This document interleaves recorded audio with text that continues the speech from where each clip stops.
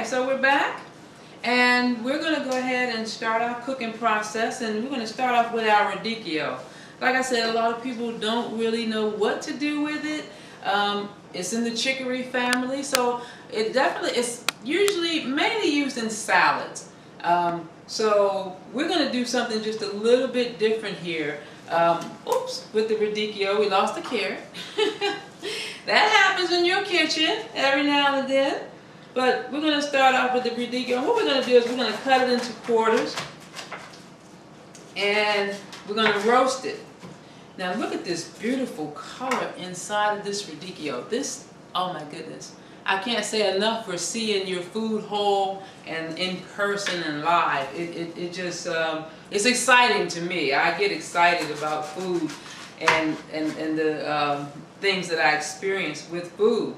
But we're going to quarter this radicchio. Now this radicchio, all of these foods that we're going to cook today, they seem to have a common theme of folic acid, magnesium, manganese, phytonutrients, and usually the foods that you have with pigmentation, they're going to have some phytonutrients in it.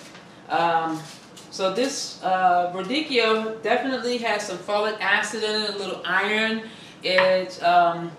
The folic acid is really a good source in this radicchio, as well as calcium. So keep that in mind. And all of these are heart healthy and bone, blood foods that are going to be supplying nutrients. And we're going to season it with just a little bit of sea salt. And I use one called real salt. You can find this at your health food store. You can also buy sea salt in bulk, and you can find one that works well with you. And then I'm going to go ahead and, I told you we're going to get out into our spices. I'm going to put a little black pepper in here. So I'm just going to sprinkle some black pepper onto the radicchio.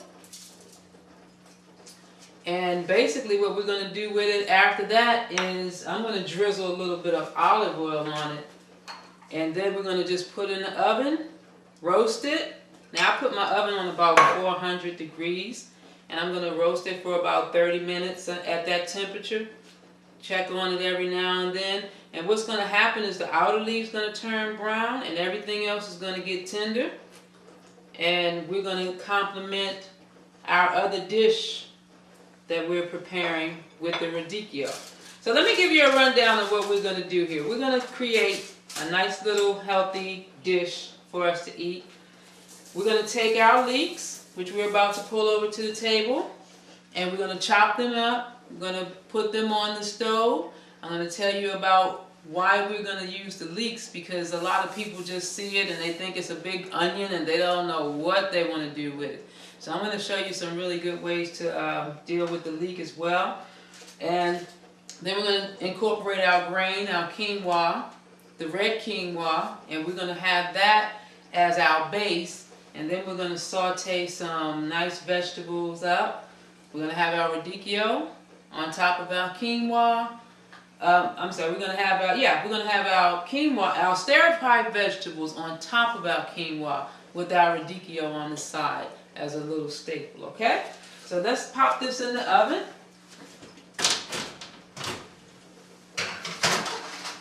And if you have a timer, go ahead and set your timer.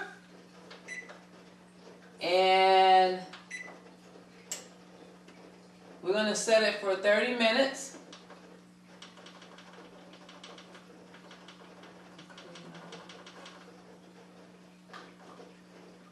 Let's see if we can get that on 30 minutes.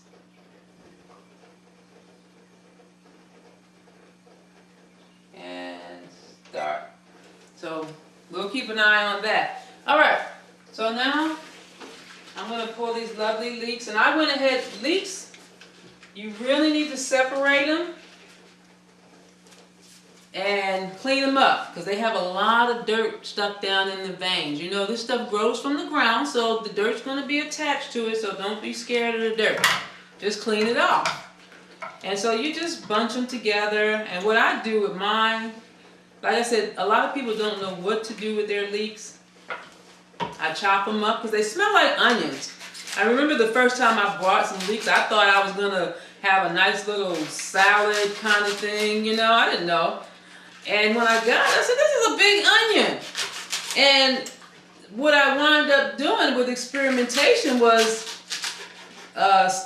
boiling it on the stove, and it came out to be so delicious. Because what the leeks, you can actually use it as a stock. If you want to make yourself a nice vegetable stock, go ahead and chop you up some nice fresh leek and put that into your water and just season it.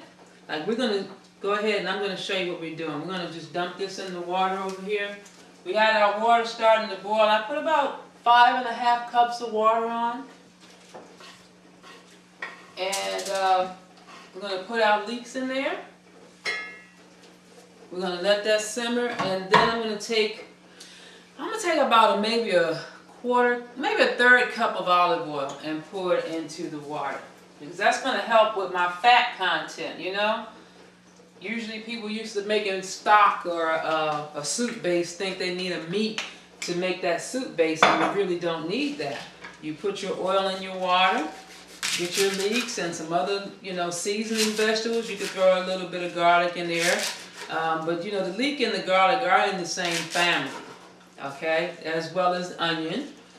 And you just let it simmer and turn into a nice little stock there, and then you can incorporate your vegetables inside there. You want to make a real hearty soup base, or you know, soup, you just throw in some dark rice.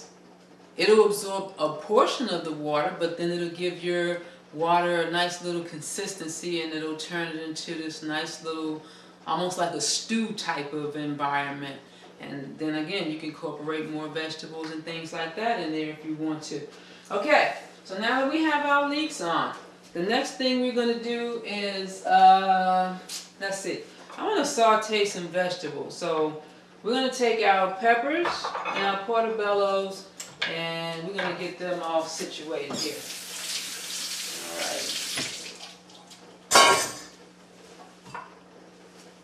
Now, the peppers. Okay, like I said, when you start getting into your foods with your colors, you got your sources, you got your phytonutrients going on. These peppers are really high vitamin A and vitamin C.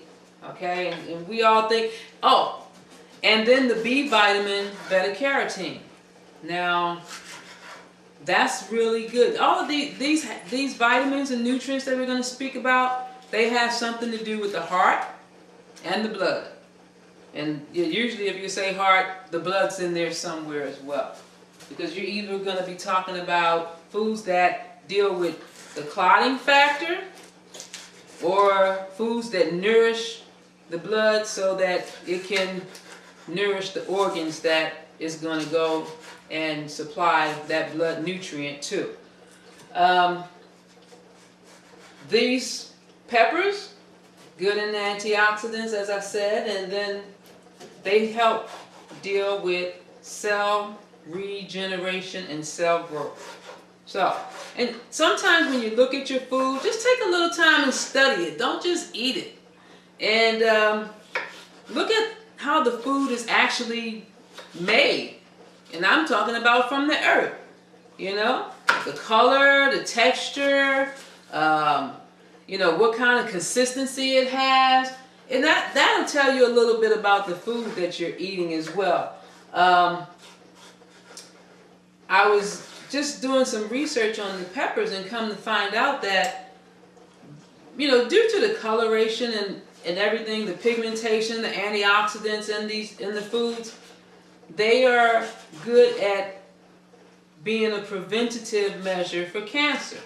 You know, we don't want to call our foods medicine, but, you know, even now, the doctors, the healthcare in the United States, they're really starting to come around and recognize that what we eat is and has a large part to do with how healthy we stay. I mean, that only makes sense, you know. When you have a baby, or if you don't feed the baby doesn't get nourished and it doesn't grow. Usually winds up dying. Same thing for us. You know, we could probably go longer with food than we can go without water. Now that we've grown and our body's gotten its own supply of nutrients, but without those nutrients, we don't grow properly. You know, we take on illnesses, we lose our energy.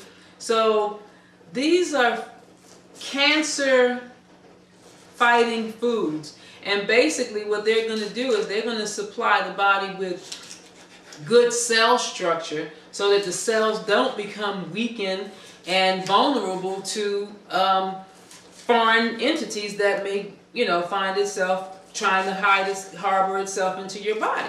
So that's what happens when you get things like these green peppers. They also help with inflammation, you know. So if you're eating these foods, your body's not going to become sluggish and harbor mucus, because inflammation is nothing but mucus. And you're going to have that going on in your body. So these foods can be a form of medicine, you know. And you don't have to be a doctor to prescribe yourself these foods. You go to your local farmer's market, you see what foods resonate with you, and if it's something you've not eaten before, try it and see how you like it. Okay, so we've got our peppers cut up here. And then we're going to go ahead and I'm going to introduce you to my friend, the portobello mushroom. Now, as I said, the portobello mushroom is actually a brown cremini, okay? And for those of you that aren't familiar with the cremini mushrooms, they're those little white button cap mushrooms. So it's in that family, it's just brown, okay? So we're going to go and come back. We're going to have our mushrooms. We're going to chop that up. We're going to get to sauteing, and then we're going to come back and talk about our grains, okay? We'll see you in a bit.